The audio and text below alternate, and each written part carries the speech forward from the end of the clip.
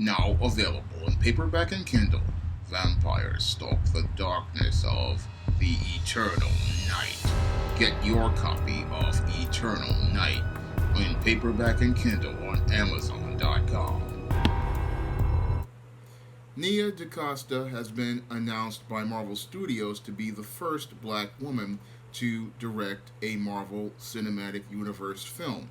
And I really have mixed feelings about Nia DaCosta being announced to be the first black woman to direct a Marvel Studios film. While I'm happy that this sister has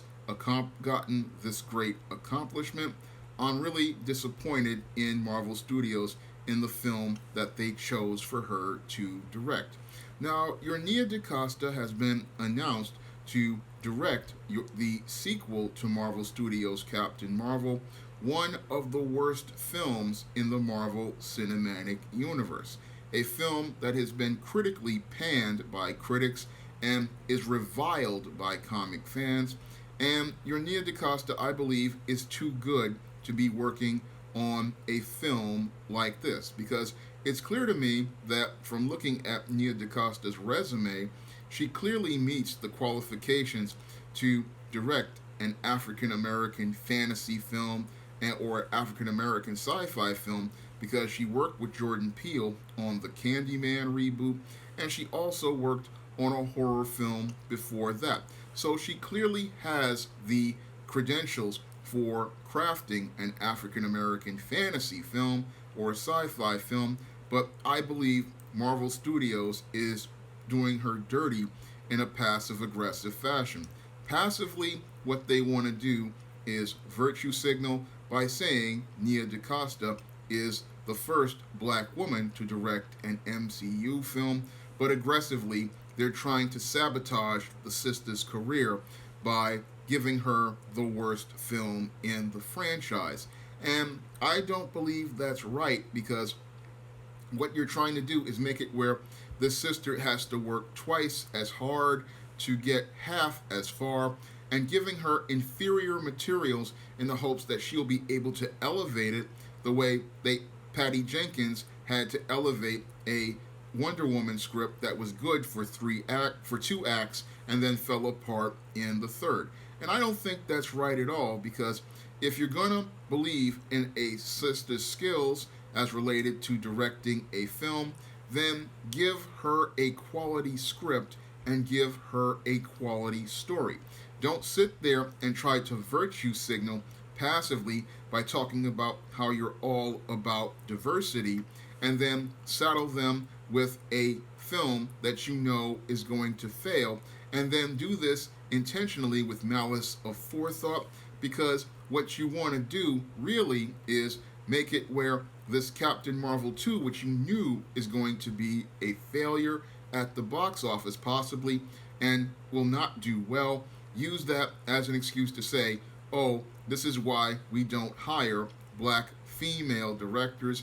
and this is what happens when you hire a black female director. I see the chess game being played but on Nia DaCosta, and everybody's caught up in their feelings about, oh, this black woman is the first black woman to direct an MCU film, but when that film does not perform the way that people believe it will perform, then want to say that, oh, it was the black woman's fault, when in actuality, the MCU had already been in a state of decline since Spider-Man Homecoming, and most comic fans had already checked out with Avengers Endgame, and this Phase 4 is seen as, for many like myself, as failed for, and what they want to do is make it where the sister is seen as the face of the failure in case Captain Marvel 2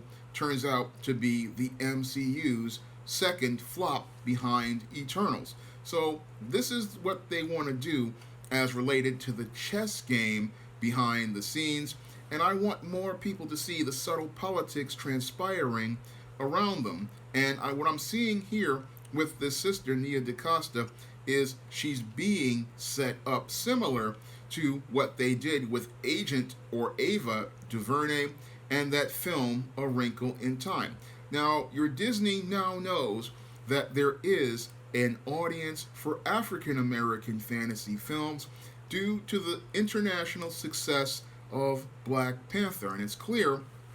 that audiences across the globe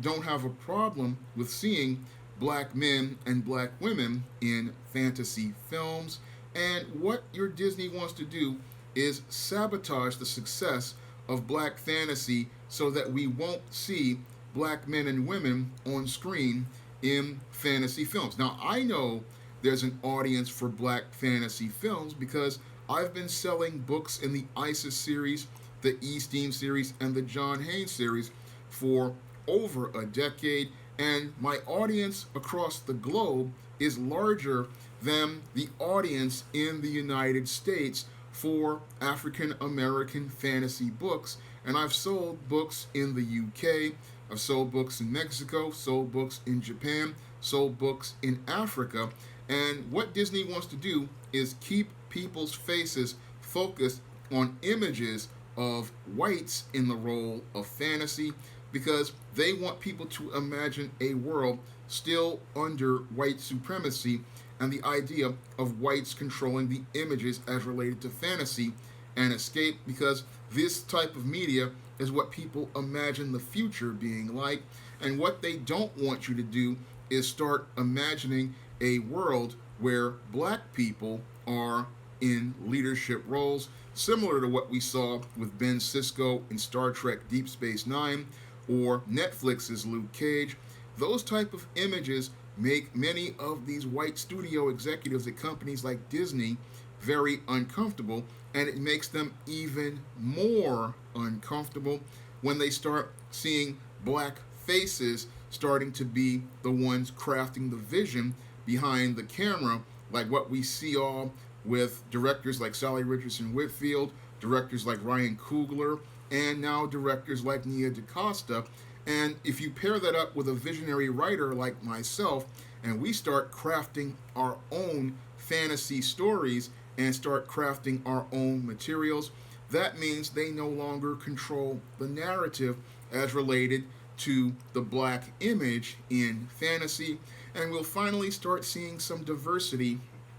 as related to stories related to the black experience. But when I read this article about Nia DaCosta, I can see the chess moves being set up on the sister, and that's where I have an issue with Marvel Studios, not with this sister, because this sister clearly is qualified, this sister clearly has the skills, and she clearly has the background and the talent, and they are passively aggressively setting this sister up for failure. But the sister has to persevere because she has the skills. If you can do a Candyman reboot and you've done a film before, you've already shown you've got the experience. But what they want to do is give you this big film to set you up and then make it look like you're a failure, but you're not a failure. This material was already garbage, and Disney and Marvel Studios already knew it was trash. And what they want to do is make the black woman the fall guy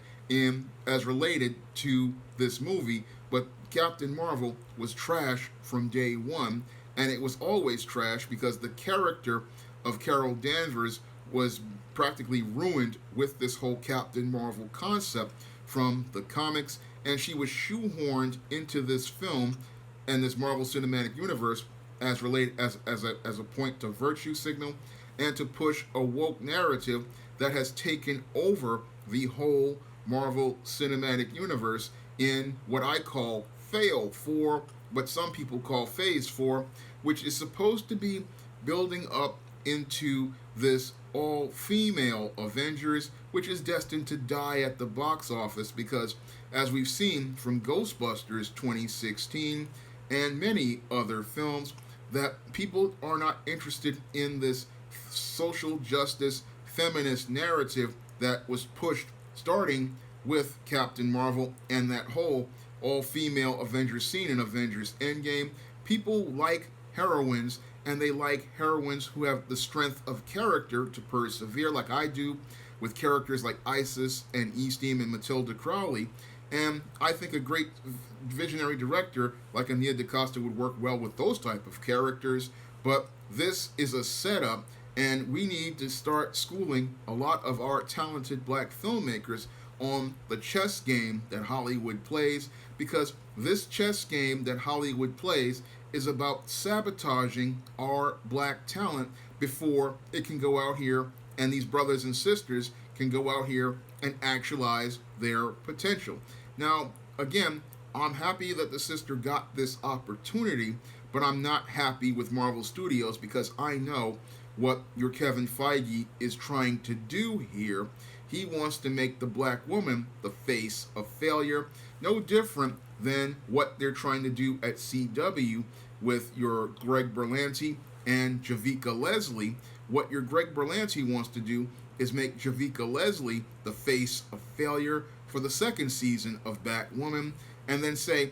oh, we gave you a black heroine and the black heroine failed, when in actuality you gave them a series, a hand-me-down series with crap material, and then expected them to make gold. And that's really disrespectful to talented black performers, because these brothers and sisters, they just want a shot, and they deserve to have really solid material. And that's why I wish I could get into the game, because I want to give black audiences really solid stories, give black directors really solid scripts to work with, and give black actors and actresses really solid storytelling, so that when they go out here and put together a project, they have that solid foundation in a solid story, and then they can just go out here and put together something that will blow the doors off of everyone, and and show them that black people can make fantasy, and we can make our own fantasy on the same, not only on the same level as white people, but better, because from what I've seen with all these brothers and sisters out here making all this manga and fantasy and science fiction, we can tell great stories, but we want an equal opportunity, and we don't need to have somebody trying to give us some affirmative action pass as related to, you're going to passively, again, give me an opportunity, but aggressively give me something so terrible that that is just designed to set me up for failure. Now, if you want to try some of my action-packed African-American fantasy fiction featuring heroines like the ISIS series or the E-Steam series, or you want to see a story featuring an African-American goth like Matilda Crowley in the Spinsterella trilogy, you can pick up all of those books on Amazon.com in paperback and Kindle format. You can also find them on Smashwords, Google Play, and the iBookstore. And if you want to see me make more videos about African American fantasy fiction, or help me pay for book covers on my African American fantasy fiction, or art for my upcoming ISIS graphic novel, you can donate to my Patreon, my PayPal, or my Cash App by clicking the links in the description box. That's all I have to say for this video. You can comment, rate, and subscribe.